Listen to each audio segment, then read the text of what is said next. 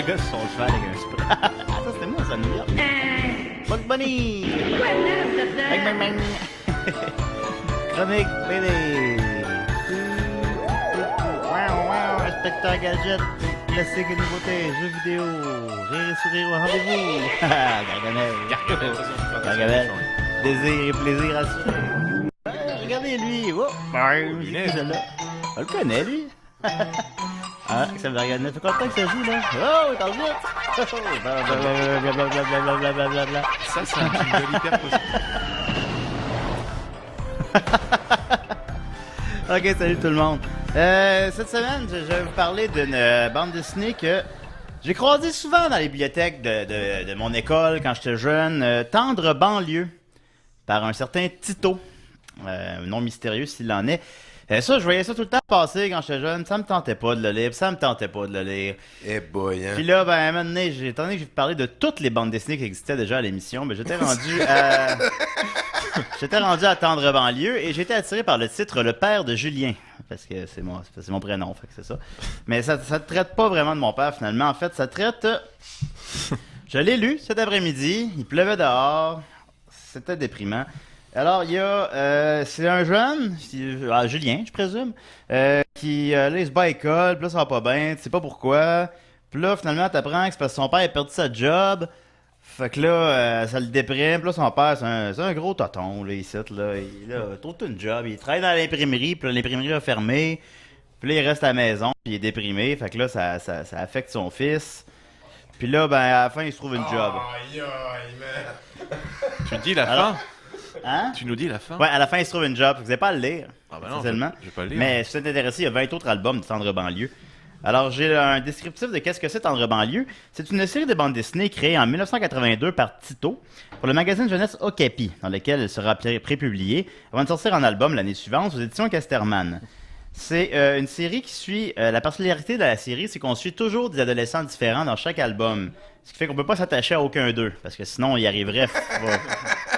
Sinon, c'est sûr qu'on s'attacherait à eux, mais c'est ça. C'est comme pour le hamster de la classe de biologie, là, maintenant. Ouais, c'est ça. On le revoit pas. Fait que c'est toujours des nouveaux personnages à chaque album, mais ce qui relie les albums plutôt, c'est que ça se passe dans la même banlieue, mais ça, je sais pas trop, là, mais en tout cas. Et c'est inspiré par des jeunes de l'entourage de Monsieur Tito, que moi, je soupçonne être pédophile, selon moi. De ça, la série entendu. J'espère qu'ils vont... Non, c'est pas vrai. Non, Tito est super bon. La série aborde de manière simple et optimiste certains problèmes de société, le chômage des parents, l'illettrisme, les handicaps, etc., mais également des aspects plus positifs de la vie de banlieue, comme des histoires sentimentales, évoquant parfois l'homosexualité, la formation de groupes de musique, etc. Fait que dans le fond, ben, c'est comme Ramdam ou Watatata, là, mais en bande dessinée. C'est ça. Fait qu'il y a 20 albums. Quand même, depuis 1983. 20 adolescents? Il y a 20 adolescents différents. Depuis 1983, puis j'en ai lu aucun, sauf Le père de Julien. Alors je me suis dit que j'allais me baser sur les titres d'albums et essayer d'en deviner le contenu. Ah, c'est bon, ça. J'aime ça quand tu fais ça. Ouais, c'est une petite technique que j'ai trouvée. Ouais. Alors voilà, le premier tome 1 en 1983, Virginie. Une paraplégique héroïnomane vit les difficultés d'être analphabète dans un milieu défavorisé où il fait toujours chaud. Selon moi. C'est le tome 2, Le grand frère. Un frère terriblement grand vit les difficultés d'être un frère et d'avoir à passer dans des endroits trop petits pour lui. C'est de ça, le tome 5, Samantha. Une jeune noire homosexuelle, amoureuse de sa sœur de 3 mois, vit les difficultés de ne pas avoir de dents. Ah oui, c'est moche. Ça, c'est pas le fun. C'est ça, le cadeau. Un jeune bisexuel qui voit des gens morts vit les difficultés d'avoir à éteindre un sac en papier en feu avec de la marde dedans. C'est pas un cadeau. C'est de ça, Madrid. Une famille sur le BS vit les difficultés d'avoir à digérer leur repas au Madrid. Ok. Oui. Les yeux de Leila. Une jeune femme libanaise dépendante à la crème glacée et à la pornographie infantile vit les difficultés d'avoir 3 yeux. Pas facile, faut cacher des lunettes. Le prof. Un prof vit les difficultés d'être prisonnier du corps d'un chien. Selon moi. D'après moi, c'est ce qui se passe dans l'album Le Prof. C'est intéressant. Oui. Regarde-moi. Un jeune transsexuel vit les difficultés d'être dépendant au regard des autres et à sniffer de la colle, généralement en même temps. S'ensuit de la cyber-intimidation. Celle-là touche à des sujets plus récents. Là. Oui, Ouais. ben oui. Puis ça introduit la cyber-intimidation aux parents. Appel au calme. Chaos dans la bibliothèque. Tout le monde s'arrache ses albums de tendre banlieue. Il n'en reste plus. Les esprits s'échauffent, ce qui amène son lot de difficultés. Oui. Oui. Oui. Appel au calme.